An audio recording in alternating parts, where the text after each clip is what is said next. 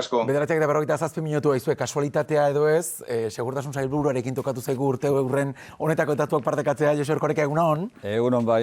Hain justu baizu, bizkor, komentario gixi askatu egin nahi nizun, aditu ere harridura sortu dilako, nola Euskal Herrian daukagun tramoko radar bakar horrek, 7.000 isu baino gehiago bildu dituen urte bakar batean? Bueno, bai, horrik, hemen aipatu izan diran kontuak, ez da, alde batetik, teknologia berriak bide ematen duela hori guztia egin ahal izateko, eta ematen diren arauak, trafikoaren arloan ere, benetan betetzen direla bermatzeko bide edo aukera ematen dizutela, ezta? Garai batean, beraz, urrapena, legearen urrapena, harrapatzen bazaitue urratzen, ondorioak izango ditu, eta harrapatzen ez bazaituzte, ez dago ondoriorik edo batek badaki, ezta? Kontua da orain, geroz eta zailago izan daitekela teknologia bitarteko urrapen bat egin eta ez harrapatzea. Egia da, horrezan diran kontu batzuk, horrelako neurriak ez dira kapritxoz jartzen. Muga bat jartzen denean hor trafikoko teknikari batzuk daude, ertzainak ere bai, baina teknikariak daude, hor datuak bildu, trafikoan neurtu, ordura arte izan dako istripuak neurtu baita ere eta horren araberako erabakiak hartzen dituztenak, baina gero inguruko herrietako biztanleek ere oso pisu handia izaten dute horretan. Nik daukadan esperientzia da normalean inguruan bizi den jenteak gogortasun gehiago eskatzen duela, neurri gogorragoak eskatzen dituela, eta hartzen ditute gutunak eta zanez, hemen ez da zilegi horrela ibiltea eta bar. Nafarroan ere badaukago adibidez, eta N6 errepidearen baitan bizi diren bizilagunen eskari historikoetako bat ere badelako radarrarena, komentario gisa, azken orduko bat ere badaukagulako agurainen 6 pertsonak pintura potoak bota dituztelako, bertako polizia etxearen kontra, zekide datu gehiago badauzkazun, Erkoreka jauna, identifikatzea lortu dituzuen pertsona horiek? Nik dakidan neurrian ez, baina horrik, hau da, badago protesta esparru bat momentu honetan, Auzitegi Nazionalak kondenatutako bi pertsona, Ernai inguruko pertsonak eta arabarrak dira beraiek, agertu beharra daukatelako presioan, eta bati uste dute agortu zaiola epea, besteari oraindik ez, eta horren inguruko protestak dira, eta horren testu inguruan kokatzen delakoan nago protesta hori, betiko kontua zer esan behar dugu. Bilera garrantzitsua izanako zara, pasaden astean, Erne Zipeta esan sindikatuekin elkartu zinelako, espaldiko partez aurrez aurre izan zineten gainera, eta bi aldeek egin zenuten balorazio positiboa, elkarrizketak berrabiatu egin direlako, baina olare sindikatuetako hotxak nahiko argiek izan ziren esaterakoan hitzarmen berria lortzeko gaia mitzat oso aldenduta daudela oraindik jarrerak. Zertan daude aldenduta? Nik ez nuke orain publikoki sakondu nahi gai horietan, neurri batean, egia da, batzarra ondo joan zen, gure artean ikuspuntu diferenteak daude, beraiek esaten dute, apirile arte, maiatzera arte izan ditugun harremanak ez dutela orain balio, orain faktore ezberdinak daudelako eta hori erabat aldatu beharra dagoela, baina, besterik ezpada lortu dugu mahaiaren inguruan jarri eta, hitz egiteko borondatea partekatzea gure artean, ezta? Esan dut hori positiboa dela, ze azken batzarrak normalean bukatu dira, sindikatuak maitik altza eta joan egin direlako, ezta? Eta joan dira, lehenbiziko eskakizunari arretarik eskaitzen ez ziolako, eta lehenbiziko eskakizuna zen igoera lineal bat onartu behar zela, plantilla guztiarentzat, osoarentzat, gainontzeko enpleatu publikoek ez daukatena. Hori ez da posible, ez da legez posible gaur-gaurko hemen behintzat, eta esan genien hori bazterrean utzi eta beste gai guztiak jorratu ditzakegula, eta mahai gainean izan ditugun beste eztabaida gai puntu batzuk eta landu ditzakegula, eta ez zuten ezer tratatu nahi, aldez aurretik onartzen ez bagenuen, gobernuak onartzen ez bazuen, igoera hori gauzatu egingo zela eta berehala. Eta baldintza hori orain behintzat bazterrean utzi dute, eta prest daude beste gai batzuei buruz ere hitz egiteko. Ez dut esan, uko egiten diotenik helburuari, eta zilegi da, helburuarekin jarraitzea eta bar. 1.000 euro pasatxoko eskaera horrek gainera sekulako jartzuna izan zuela, ez da? Beste sektore publiko batzuetako langileek ere, hortxe euren kezka edo ezin egon adierazi zutelako, alde bakarreko egoera bat egoteko modurik izango otezen ala ez? Zuk esan duzu, horrela izan da, zer esana sortu zuen ez bakarrik sektore publikoaren beste arlo batzuetan, baita ere gizartean oroar, ez da? Nok ez du nahi horrelako egoera bat bere nominan ikustea egun batetik bestera. Eta esaten behar hiru manifestalditan parte hartu eta agian lortu dezakezu hori, bien bitartean presioa egiteko edo txantaia egiteko aukera bat daukazulako turrarekin esate baterako. Ni ere igual kalera joango nintzateke horrelako eskakizun batekin. Hemen bakarren batek zidur aski eskua altxatu du, hori esan duzunean. Baina egia da turrarena amaituta orain ertzainak inarbidez plataforma sindikalak berriz ere abiatu dituela negoziazioak ez, mobilizazioak. Eta zentzu batean negoziazioak zertxo bain narrasteko arrazoia ere izan zen halako plataforma bat sortzeak. Orain, zu elkartu zinen 3 sindikatuek hartu dute negoziazioaren ardura, eurak arduratuko dira lan hitzarmena berritzeaz?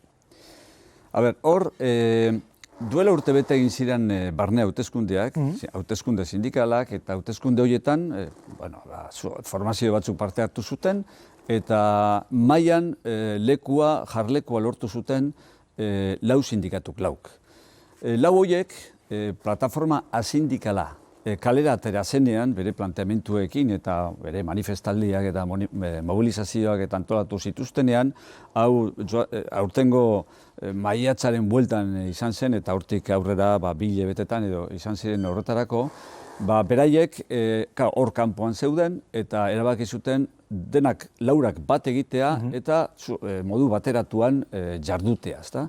Eta batasuna izendatu zuten horrela deitu zioten euren jardunari, ezta? La Unión Sindical. Horietatik batek alde egin du batasun horretatik. Eta plataformarekin, beste plataforma asindikalarekin bat egin du, eta bide ematen die plataforma sindikalari foro publikoetan parte hartzeko, eta beraz, 3 gelditzen dira, ustez batasun horretan edo batuketa horretan, 3 gelditzen dira.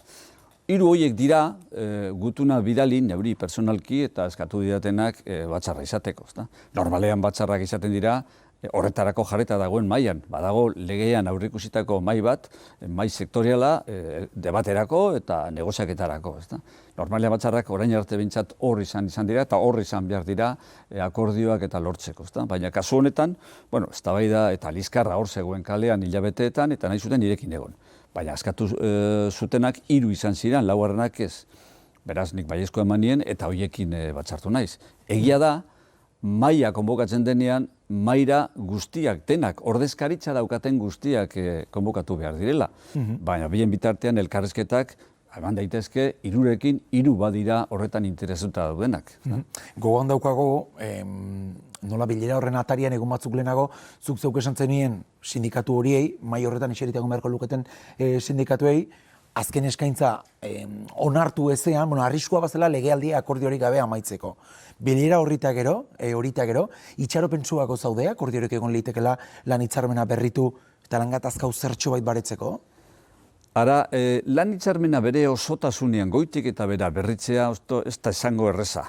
Ez gure arloan, ez beste sektore publikoetan, zan edot beste arloetan ere, lortutako akordioak zaharrak dira, 10 urtetik gorakoa dira gehienak, arrezkero gero bezke izkanbilazko izan direlako, zapaterok erabaki zuen soldataren 5% jaistearena, gero etorri diren izosketak eta roi guztiak etorri dira, sindikatuen planteamendu izaten da hori guztia zuzendu behar dela bloke batean, eta hori guztia zuzentzia bloke batean oso zaila da eta ez dago administrazioak horri bide emango dionik horrela.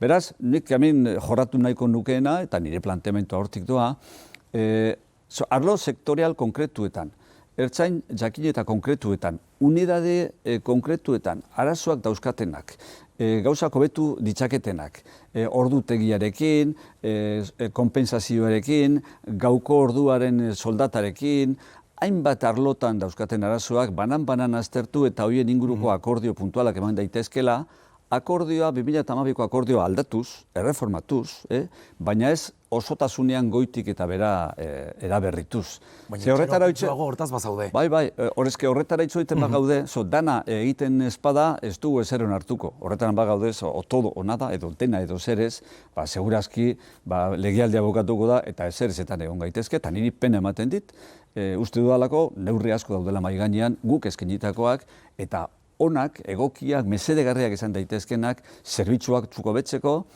arlo batzuetan zerbitzu emaitza hobetzeko eta ikerketa arloan esate baterako, edo salvamendu arloan eta hainbat arlotan, neurri konkretuak onartzen badira eta adosten badira, positiboak izango dira, zerbitzu publikoaren ikuspuntutik eta baita ertzain konkretuen ikuspuntutik. Gaur Gasteizen, segurtasun batzordea elkartuko da, arma zurien inguruan izandako delituen gorakadak kezka sortzen dielako, horren inguruko zen neurri hartu daitezken erabakiko da.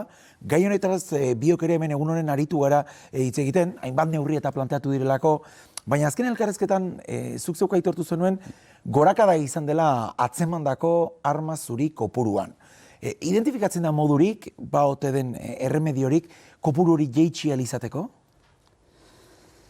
Berez, arma zuriak erabilita gauzatu izan diren delituak ez dute gora egin azken 5 urteetan.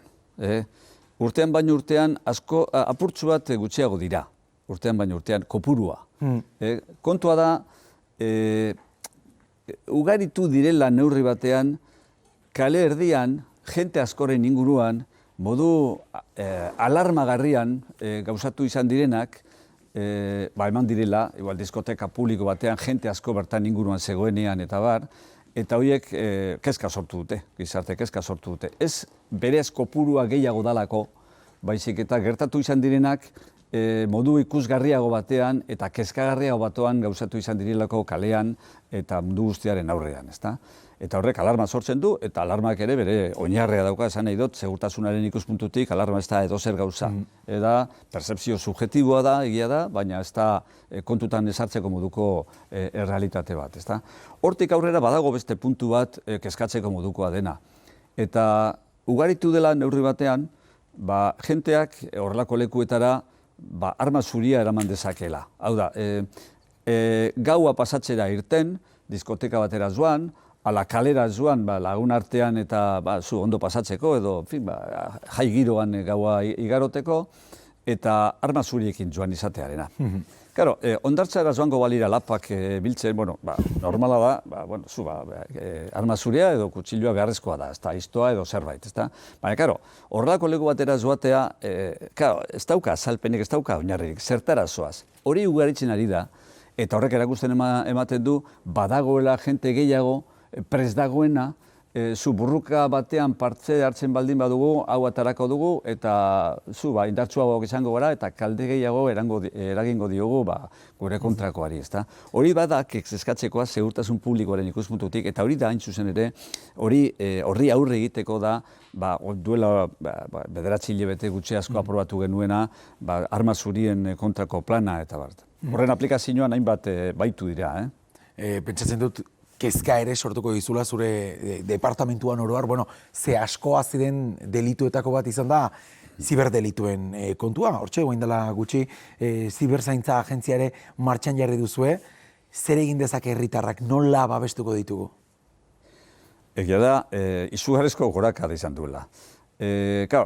Prentsako titularretan eta kaleko kezka gehiago dago, kaleko aiztoaren erabilera eta kalean egiten diren lapurketa indarkeriz eta egiten diren lapurketak horiek dira kalean pilpilean dabiltzanak, baina estatistikei begiratzen badiegu, benetan gorakada hemen eta Europa guztian delitu informatikoak dira.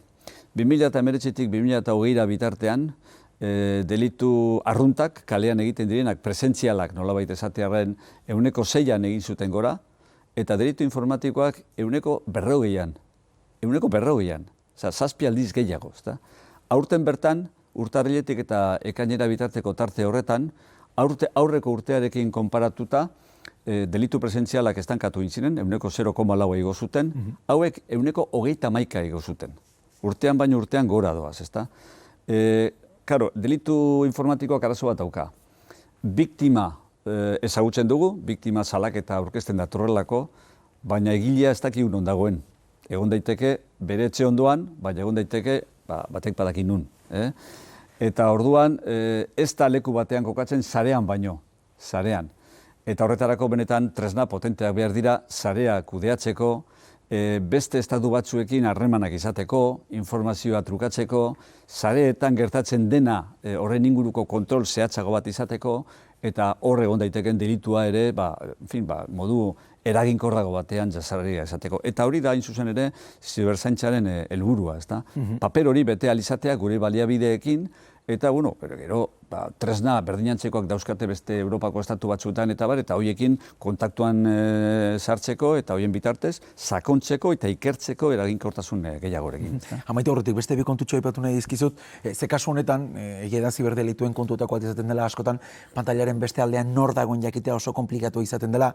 Egia da azken aste hauetan, beste erkidego batzuetatik iritsi egun albistea da, askotan adin txikikoak inplikatuta daudenak, mugikorrak, sare sozialak, harrakoak erabiliz, sortzen duten kaltea, ez da, askotan eraso sexualak, eraso sexistak izaten dira, eta horrela zailtasuna ikusten da, adin txikikoak direla eta kontuan hartuta, esku hartu ahal izateko. Aste honetan ikasturte judizialaren hasieran ikusi dugu, nola Euskal Autonomia Erkidegoko fiskal nagusiak ere gai horren inguruko kezka dirazten zuen, ez da? Delitu oso larriak, adin txikikoen esku eta goranzko tendentzian. Gurean ez da izan halako kasu konkreturik, nola ikusten duzu gaia? Orain arte, gure artean hemen, delitu informatikorik gehienak, honeko 90% dira ekonomikoak, estafak dira. Baina egia da, naiz eta orain arte gutxi izan, personen kontrako delituak horiek ere, erasoak, mehatxuak eta delitu sexualak, gutxi izanik ere gora doaz, eta igoera nabarmena daukate. Igaztik gaur arte, 70%an igo dute. Karo, abia puntua bajua bada, ez da asko, baina urteetan horrela jarraitzen badugu, benetan ugaritu ingo dira, eta gero gizartearen ikuspuntutik kezkagarriagoak dira, benetan, karo, personen kontrakoak direlako, adin txikiko jentea ere hor harrapatuta dagoelako, ez da. Hor, garrantzitsuena da prebentzio lan sakona egitea, prebentzio lana. Jentea jakitun jarri, batez ere, ustez, biktimak izan daitezkenak, jakitun jarri, informatu, prebentzio neurriak hartu, eta, horrela ebitatu edo ekiditu, gero, benetan, delituak eman izatea, gero, ondorio larrietakoak izaten direlako adin txikikoen kasuan. Hemen ez dugu izan gauza larririk orain arte. Baina, hemen ere, egun batetik beste horrelakoak eman daitezke. Litzake sorpresa izango, ez? Ez, edozein lekutan gertatu daiteke, eta oso bizitza digitalizatua daukagu, eta gazteen artean digitalizazio hori oraindik areagotuagoa da, edo intensiboagoa da, adineko jentearen artean baino, ez da? Gaur, hezkuntza batzordea legebiltzarrean, beste eskola garraioaz arduratzen diren enpresetako ordezkariak izango dira, oraindik datarik ez daukagu, Josu Bildarratz hezkuntza sailburuak noiz egingo duen agerraldia, esleipen horren kasuan izandako polemikaren harira, berak Radio Euskadin esaten zuen, transparentzia osoz burututako esleipena izan zela, baina oposizioak gogortako horrekin ez ditu konbentzitu. Nik ezin dezaket besterik esan, ez da nire arloa, berak azalpen mota guztiak emango dituela eragarri du, lasai dago, esaten du, behin da berriro benetan, kontu transparente edo gardena izan dela erabat, eta ez daukat zalantzarik bere azalpen guztiak emango dituela, mundu guztia asetzeko beste, ezta? Hor, ezin dezaket besterik esan, nik ez baititut zehaztasunak ezagutzen, ezta? Erkoreka jauna, eskerrik asko egun honen izateagatik. Oso ondo, berdin zuei ere. Goizeko 10:05, albisteak irati. Bai, eta Madrilera begira jarri behar dugu Feijóoren inbestidurari